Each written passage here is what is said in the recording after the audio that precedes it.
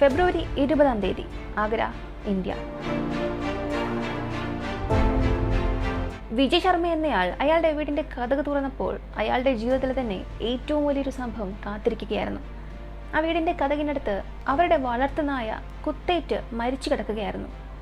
അതേ ഞെട്ടലിൽ അകത്തേക്ക് ഭാര്യയെ നോക്കാനായി പോയി. ഇപ്പോൾ ഭാര്യയും വീടിന്റെ ബാത്റൂമിനകത്ത് അയാളുടെ ഭാര്യ നീലം ശർമ്മ മരിച്ചു കിടക്കുന്നു. ആ വീടിനുള്ളിൽ അന്ന് ആരൊക്കെ ഉണ്ടെന്ന് നോക്കിയാൽ വിജയ് ശർമ്മ, അയാളുടെ ഭാര്യ നീലം ശർമ്മ, അവരുടെ വീട്ടിൽ വളർത്തിയിരുന്ന നായ, അതുകൂടാതെ ഒരു തത്തയും ഉണ്ടായിരുന്നു. ഈ കൊലപാതകം ആര് ചെയ്തു, എന്തിനു ചെയ്തു? ഇന്ന് നമ്മൾ തത്ത കാരണം സോൾവായ 2 കേസുകളെ കുറിച്ചാണ് അറിയാൻ പോകുന്നത്. Welcome and welcome back to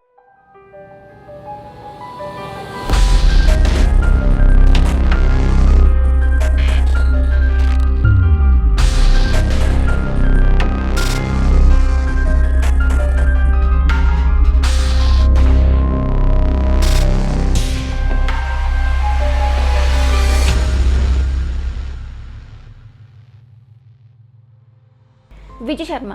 ഇയാൾ ഒരു ലോക്കൽ ഇന്ത്യൻ ന്യൂസ് പേപ്പറിൽ എഡിറ്ററായി ജോലി ചെയ്യുന്നു. ഇയാളുടെ ഭാര്യയുടെ പേരാണ് നീലം ശർമ്മ. ഭാര്യയ്ക്ക് പെറ്റ്സിനെ വളരെ ഇഷ്ടമാണ്. അതുകൊണ്ട് തന്നെ വീട്ടിൽ ഒരു നായയും തത്തയും വളർത്തിയിരുന്നു. അവരുടെ വളർത്തുമൃഗങ്ങളോട് അവർക്ക് വലിയ സ്നേഹമായിരുന്നു. ഭാര്യ നീലം ശർമ്മ ഒരു ഹൗസ് വൈഫ് ആയതുകൊണ്ട് തന്നെ എപ്പോഴും വീട്ടിലുള്ളത് കൊണ്ട് തന്നെ ഒഴിവുള്ള സമയങ്ങളിലെല്ലാം ഈ വളർത്തുനായയോടും തത്തയോടുമാണ് സംസാരിക്കുന്നതും കളിക്കുന്നതുമൊക്കെ. ഇങ്ങനെ വീട്ടിലുള്ള സമയമെല്ലാം ഈ നായയ്ക്കും തത്തയ്ക്കും ഒരുപാട് ട്രെയിനിങ്ങുകൾ കൊടുക്കും. അതായത് സംസാരിക്കാനൊക്കെ പറഞ്ഞു കൊടുക്കും. ഇതാണ് അവരുടെ ജീവിതം. എല്ലാവരുടേതും പോലെ വളരെ നോർമലായി സന്തോഷത്തോടു കൂടി തന്നെ പോയിക്കൊണ്ടിരുന്നു. ചുറ്റുമുള്ളവരെ കൊണ്ട് ഇവരെ കൊണ്ട് ചുറ്റുമുള്ളവർക്കോ യാതൊരു പ്രശ്നവുമില്ല. ഇവർക്ക് ശത്രുക്കളെന്ന് പറയാനും ആരുമില്ല. ഇങ്ങനെയുള്ളപ്പോഴാണ് 2014 ഫെബ്രുവരി മാസം 20 വിജയ് ശർമ്മയുടെ വീട്ടിൽ വെച്ച് തന്നെ അവരുടെ ഭാര്യ നീലം ശർമ്മയെയും വീട്ടിലെ വളർത്തു നായയെയും കൊല്ലുന്നു. ആ വീട്ടിലുള്ള പണവും സ്വർണവുമെല്ലാം മോഷ്ടിക്കപ്പെട്ടിട്ടുണ്ടായിരുന്നു. അതുകൊണ്ട് തന്നെ പോലീസുകാർ അന്വേഷണം തുടങ്ങിയപ്പോൾ തന്നെ തീർച്ചയായും ഇതൊരു മോഷണത്തിന്റെ ഭാഗമായി നടന്ന കൊലപാതകമാണെന്ന് കൺഫേം ചെയ്തു. അതിനുശേഷം ആ ഒരു സ്ഥലം മുഴുവനും പരിശോധിച്ചു. ഇപ്പോൾ മോഷ്ടാവിന്റെ യാതൊരു കൈരേഖയും അവർക്ക് കിട്ടിയില്ല. ആ വീട്ടിലുള്ളവർ, ആ വീട്ടിൽ ഇടയ്ക്കിടയ്ക്ക് വരുന്നവർ, ഇവരുടെ കൈരേഖകൾ മാത്രമേ ഉള്ളൂ. പുറത്തുനിന്ന് ആരെങ്കിലും അകത്തേക്ക് വന്നതുപോലുള്ള യാതൊരു തെളിവും അവിടെ നിന്ന് കിട്ടിയില്ല. കൂടാതെ ആ വീടിന്റെ കതകോ ജനലോ ഒന്നും തന്നെ പൊളിച്ചിട്ടുമില്ല. എല്ലാം വളരെ നോർമലാണ്. ഇതൊക്കെ വെച്ച് നോക്കുമ്പോൾ മോഷ്ടിക്കാൻ വന്നവർ തീർച്ചയായും ആ വീടിന്റെ കതകോ ജനാലയോ ഒന്നും തന്നെ പൊട്ടിച്ചിട്ടില്ല. അങ്ങനെയാണെങ്കിൽ പോലീസ് വിജയ് ശർമ്മയോട് പറഞ്ഞത് അന്ന് ഈ വീട്ടിൽ മോഷ്ടിക്കാൻ വന്നവർക്ക് തീർച്ചയായും ഭാര്യ തന്നെയായിരിക്കണം കതക് തുറന്നു കൊടുത്തത്. അങ്ങനെ അകത്ത് കുറച്ച് സമയം അവർ സംസാരിച്ചു കൊണ്ടിരുന്നിരിക്കണം. അതായത് ഈ വീട്ടിൽ ഇടയ്ക്കിടയ്ക്ക് വന്നു പോകുന്നവർ, നിങ്ങളുടെ ബന്ധുക്കൾ, നിങ്ങളെ നന്നായി അറിയാവുന്ന ആരെങ്കിലും ഇത് ചെയ്തിരിക്കാൻ സാധ്യതയുണ്ടെന്ന് പറഞ്ഞു. ഇങ്ങനെ ആ വീട്ടിൽ വന്നു പോകുന്നവരും ചുറ്റുമുള്ളവരെ എല്ലാവരെയും പോലീസ് ചോദ്യം ചെയ്യുന്നു. പക്ഷെ അതുവഴിയും അങ്ങനെ പറയത്തക്ക വലിയ തെളിവുകളൊന്നും ലഭിച്ചില്ല. ആ വീട്ടിലുണ്ടായിരുന്ന തത്ത നീലം ശർമ്മ മരിച്ചുപോയത് മുതൽ ഒന്നും കഴിക്കുകയോ യാതൊരു ശബ്ദമുണ്ടാക്കുകയോ ചെയ്തിട്ടില്ല. ഇപ്പോൾ വിജയ് ശർമ്മയെ ആശ്വസിപ്പിക്കാനായി ഒരുപാട് പേർ ആ വീട്ടിലേക്ക് വന്നു പോയിക്കൊണ്ടിരുന്നു. ഇങ്ങനെയുള്ളപ്പോഴാണ് ഈ സംഭവം നടന്ന് 10 മണിക്കൂർ കഴിഞ്ഞ് അച്ചു എന്ന ഒരു ബന്ധു ആ വീട്ടിലേക്ക് വന്നു. വിജയ് ശർമ്മയോട് സംസാരിച്ച് അയാളെ ആശ്വസിപ്പിച്ചുകൊണ്ടിരുന്നു. ഈ സമയത്ത് കൂടിനുള്ളിലുണ്ടായിരുന്ന തത്ത വലിയ രീതിയിൽ ശബ്ദമുണ്ടാക്കാൻ തുടങ്ങി. അതും തുടർന്ന് കരഞ്ഞുകൊണ്ടേയിരുന്നു. എന്നാൽ ഇത് വിജയ് ശർമ്മ അത്ര കാര്യമാക്കിയില്ല. അങ്ങനെ അന്നത്തെ ദിവസം രാത്രി വിജയ് ശർമ്മ ഉറങ്ങിക്കൊണ്ടിരുന്ന സമയത്താണ് അയാളുടെ മനസ്സിൽ ഈ തത്ത ഇത്രയും ശബ്ദമുണ്ടാക്കിയത് ഓർമ്മ വന്നത്. അതിനു മുൻപ് വരെയും ശാന്തിയായി യാതൊരു ശബ്ദവും ഉണ്ടാക്കാതെ ഒന്നും കഴിക്കാതെ വലിയ ദുഃഖത്തിലായിരുന്ന തത്ത പെട്ടെന്ന് എന്തുകൊണ്ട് ഇങ്ങനെ ശബ്ദമുണ്ടാക്കി എന്ന് ചിന്തിക്കുന്നു. ഉടനെ ഇയാൾ നേരെ ആ തത്തയുടെ മുൻപിൽ ചെന്ന് നിന്നു. നിനക്കെന്തെങ്കിലും സത്യം അറിയാമോ എന്ന് ആ വീടിനുള്ളിൽ വന്നവരുടെ ഓരോരുത്തരുടെ പേരുകളായി പറയാൻ തുടങ്ങി. അപ്പോഴെല്ലാം ആ തത്ത ഒന്നും മിണ്ടാതെ ശാന്തയായി തന്നെ ഇരുന്നു. അങ്ങനെ ആ വീട്ടിൽ വന്ന ബന്ധുവായ അച്ചുവിന്റെ പേര് പറഞ്ഞപ്പോൾ അപ്പോൾ മുതൽ തത്ത പഴയതുപോലെ ശബ്ദമുണ്ടാക്കാൻ തുടങ്ങി. ഉസ്ലി മാര എന്ന് പറഞ്ഞു. അതായത് അവൻ തന്നെയാണ് കൊന്നത് എന്ന്. ഇക്കാര്യം ഉടൻ തന്നെ വിജയ് ശർമ്മ പോലീസിനോട് പറഞ്ഞു. പോലീസും അച്ചുവിനെ അറസ്റ്റ് ചെയ്ത് ചോദ്യം ചെയ്യാൻ തുടങ്ങി. ഈ ഒരു ഇൻവെസ്റ്റിഗേഷനിൽ അച്ചു ഞാൻ തന്നെയാണ് കൊലപാതകം ചെയ്തത് എന്ന സത്യവും പറഞ്ഞു. ഇവൻ അന്നവന്റെ ആന്റിയുടെ വീട്ടിൽ മോഷ്ടിക്കാൻ തീരുമാനിച്ചിരുന്നു. നന്നായി അറിയാവുന്നതുകൊണ്ട് തന്നെ നീലം ശർമ്മ കതക് തുറന്നു കൊടുത്തു. വീട്ടിലുണ്ടായിരുന്ന നായയ്ക്കും ഇവനെ നേരത്തെ അറിയാവുന്നതുകൊണ്ട് നായയും ശബ്ദമുണ്ടാക്കിയില്ല. ഒരു ഘട്ടത്തിൽ ഇവൻ നീലം ശർമ്മയോട് കത്തി കാണിച്ച് ഭീഷണിപ്പെടുത്തി. പണവും സ്വർണവുമെല്ലാം എവിടെയാണ് എടുത്തു തായെന്ന് ആവശ്യപ്പെട്ടു. ഇത് കണ്ടിട്ട് തടയാൻ ശ്രമിച്ച ആ നായയെ അതേ കത്തി കൊണ്ട് തന്നെ കുത്തിക്കൊന്നു. ശേഷം ആ വീട്ടിലുണ്ടായിരുന്ന പണം, സ്വർണം എല്ലാം മോഷ്ടിച്ചു. നീലം ശർമ്മ ഇക്കാര്യം പുറത്തു പറയാതിരിക്കാനായി അവരെയും കൊല്ലുന്നു. ഇതാണ് ചോദ്യം ചെയ്യൽ അവൻ പറഞ്ഞത്. ഇതിന്റെ കൂടെ തന്നെ അവൻ മറ്റൊരു കാര്യവും പറഞ്ഞു. അവസാനം അയാൾ ആ വീട്ടിൽ മോഷ്ടിച്ചിട്ട് നീലം ശർമ്മയെയും നായയെയും കൊന്നിട്ട് ആ വീട്ടിലുണ്ടായിരുന്ന കിളിയെ നോക്കി. അപ്പോൾ ആ കിളി വളരെ ശാന്തയായിരുന്നു. നായ എന്തായാലും തന്നെ തിരിച്ചറിഞ്ഞു, അത് കാരണം തനിക്ക് ആപത്താണ്.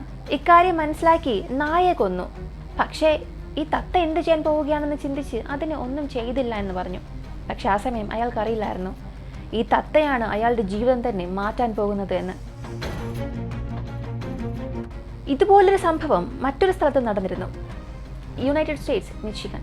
46 വയസ്സുള്ള മാർട്ടി എന്നയാളും അയാളുടെ ഭാര്യ 49 വയസ്സുള്ള ഗെലന എന്ന സ്ത്രീയും അവരുടെ വീടിനുള്ളിൽ തന്നെ വെടിയേറ്റ് മരിച്ചു കിടന്നു. അതിൽ മാർട്ടിയുടെ ശരീരത്തിൽ 5 ബുള്ളറ്റുകൾ കയറിയിട്ടുണ്ടായിരുന്നു. ഗെലീനയുടെ ശരീരത്തിൽ 1 ബുള്ളറ്റ് മാത്രമേ ഉള്ളൂ. അതുകൊണ്ട് തന്നെ ആശുപത്രിയിലേക്ക് കൊണ്ടുപോയപ്പോൾ ഗെലീനയുടെ ജീവൻ രക്ഷിക്കാനായി. ഈ സംഭവം നടന്ന ആ ദിവസം ആ വീട്ടിൽ വളർത്തിയ ഒരു ആഫ്രിക്കൻ ഗ്രേ പാരറ്റ് ഉണ്ടായിരുന്നു. ആദ്യം പോലീസ് ചിന്തിച്ചത് പുറത്തുനിന്നുള്ള ആരോ ഒരാളാണ് അകത്തേക്ക് വന്ന് ഇവരെ ഇതുപോലെ കൊന്നത് എന്ന്. എന്നാൽ അത് ആ തത്ത സംസാരിക്കാൻ തുടങ്ങുന്നത് വരെ മാത്രം. ഒരു ദിവസം ആ തത്ത ശബ്ദമുണ്ടാക്കാനും സംസാരിക്കാനും തുടങ്ങി. അതെങ്ങനെയെന്ന് ചോദിച്ചാൽ അവസാനം അവിടെ എന്തെല്ലാം സംഭവിച്ചോ, ആരൊക്കെ സംസാരിച്ചോ, അവരുടെ സംസാരം എങ്ങനെയായിരുന്നു, ഇങ്ങനെ മുഴുവനായും മിമിക്രി പോലെ കാണിച്ചു കൊടുത്തു. ഈ തത്ത പറഞ്ഞ കാര്യങ്ങൾ ഉപയോഗിച്ച് മാർട്ടിയുടെ ഭാര്യ ഗെലനയാണ് മാർട്ടിയെ കൊന്നത് എന്ന കാര്യം മനസ്സിലായി. ഇതിനെക്കുറിച്ച് ഗെലനയോടും ചോദിച്ചു. ചോദ്യം ചെയ്യലിൽ ഞാൻ തന്നെയാണ് കൊന്നതെന്ന് അവളും സമ്മതിച്ചു. ആ സംഭവം നടന്ന അന്നത്തെ ദിവസം മാർട്ടിക്കും ഗെലനയ്ക്കുമിടയിൽ വലിയ പ്രശ്നമുണ്ടായി. എന്തിനാണ് ഈ പ്രശ്നമെന്ന് ചോദിച്ചാൽ അവർ ആ സമയത്ത് വലിയ സാമ്പത്തിക നഷ്ടത്തിലായിരുന്നു. അവരുടെ വീട് മുഴുവനായും വിൽക്കേണ്ട ഒരവസ്ഥയിൽ എത്തി നിൽക്കുകയായിരുന്നു. ഇങ്ങനെ സംസാരിച്ചു കൊണ്ടിരുന്നപ്പോൾ പെട്ടെന്ന് ഗെലന ദേഷ്യം വന്ന് അവളുടെ കയ്യിലെ തോക്കെടുത്ത് മാറ്റി 5 തവണ വെടിവെച്ചു. എന്നിട്ട് ആത്മഹത്യ ചെയ്യാനായി അവളും സ്വയം വെടിവെച്ചു. എന്നാൽ അവൾ രക്ഷപ്പെടുകയും ചെയ്തു. ഈ ഒരു കൊലപാതകം അവളാണ് ചെയ്തതെന്ന് ഉറപ്പുവന്നപ്പോൾ കോടതി അവൾക്ക് ശിക്ഷയും കൊടുത്തു. ഇപ്പോൾ നിങ്ങൾക്കൊരു സംശയം വരാം, എങ്ങനെയാണ് തത്ത അവിടെ നടന്ന എല്ലാ കാര്യങ്ങളും മിമിക്രി ചെയ്ത് കാണിച്ചു കൊടുക്കുക? അതെങ്ങനെ പോലീസിന് മനസ്സിലായി എന്ന്? സത്യം പറഞ്ഞാൽ ആ തത്ത എങ്ങനെ സംസാരിച്ചു, എന്ത് സംസാരിച്ചു എന്നുള്ളൊരു വീഡിയോ തന്നെ ഇന്റർനെറ്റിൽ റിലീസായിരുന്നു. പറഞ്ഞു വന്നാൽ തീർച്ചയായും ആ തത്ത വലിയൊരു കാര്യം തന്നെയാണ് ചെയ്തിരിക്കുന്നത്. അവസാനമായി അവർ രണ്ടുപേരും എന്ത് സംസാരിച്ചു എന്നുള്ളത് റെക്കോർഡ് ചെയ്തതുപോലെയായിരുന്നു. അതും അവർ രണ്ടുപേരും സംസാരിച്ച 2 വോയിസ് മോഡുലേഷനിൽ തന്നെ ആ തത്ത ചെയ്ത് കാണിച്ചു.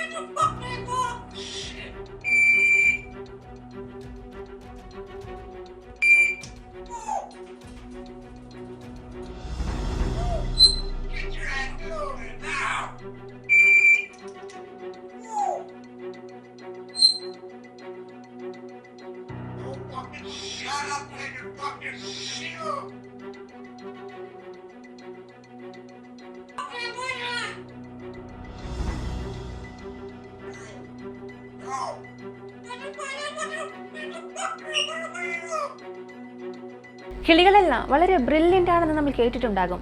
അതിലും ഈ ആഫ്രിക്കൻ ഗ്രേ പാരറ്റ് വലിയ ബ്രില്യൻ്റ് ആണ്.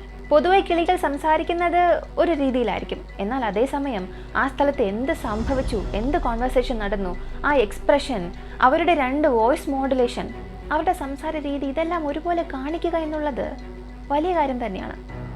ഇതിനുശേഷം ഈ ഒരു തത്തയെ മാർട്ടിയുടെ എക്സ് വൈഫ് വളർത്താൻ തുടങ്ങി. നിങ്ങൾ കണ്ട ഈ 2 വീഡിയോ നിങ്ങൾക്ക് ഇഷ്ടപ്പെട്ടിട്ടുണ്ടാകും എന്ന് ഞാൻ വിശ്വസിക്കുന്നു. ഇതുപോലെ നിങ്ങൾ മുൻപ് കേട്ടിട്ടുണ്ടോ? ഇതുപോലെ വളർത്തുന്ന നായ, തത്ത, ഇങ്ങനെ എന്തെങ്കിലും നിങ്ങൾ വളർത്തുന്നുണ്ടോ? അവയ്ക്ക് ഇങ്ങനെയുള്ള ട്രെയിനിങ് നിങ്ങൾ പറഞ്ഞു കൊടുക്കുന്നുണ്ടോ? സംസാരിക്കാനുള്ള കഴിവ് അവർക്കുണ്ടോ? ഇതുപോലെ തത്ത സോൾവ് ചെയ്ത മറ്റേതെങ്കിലും കേസിനെ കുറിച്ച് നിങ്ങൾക്ക് അറിയാമെന്നുണ്ടെങ്കിൽ അതും കമൻറ്റിൽ പറയുക. ബെസ്റ്റ് കമൻറ്റ് അടുത്ത വീഡിയോയിൽ വരും. ഈ വീഡിയോ ഇഷ്ടമായെന്നുണ്ടെങ്കിൽ ലൈക്ക് ചെയ്യുക. നമ്മുടെ ചാനൽ ആദ്യമായി കാണുന്നവരാണെങ്കിൽ ഇപ്പം തന്നെ സബ്സ്ക്രൈബ് ചെയ്ത് സപ്പോർട്ടും ചെയ്യുക. മറ്റൊരു വീഡിയോയുമായി വീണ്ടും കാണാം.